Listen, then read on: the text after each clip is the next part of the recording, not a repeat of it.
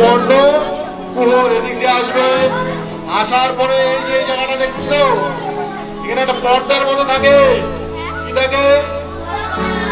পর্দার মতো থাকে, ওখানে শব্দটা হচ্ছে পানি খায়, শব্দটা পানি খাবে এই জায়গাটা। তারপরে এখানে অনেক অনেক রকম যন্ত্রপাতি আছে, 3 রকমের হার আছে, ইনকাস, মেলিয়াস, স্টেপিস, এগুলোর মাধ্যমে শব্দ কোথায় চলে যাবে? একটা নার্ভ, এই যে নার্ভ যেটা ব্রেনে চলে যায়, ওই নার্ভের মাধ্যমে ব্রেনে যাবে। আমরা তখন বুঝতে পারি যে কে কি বললো।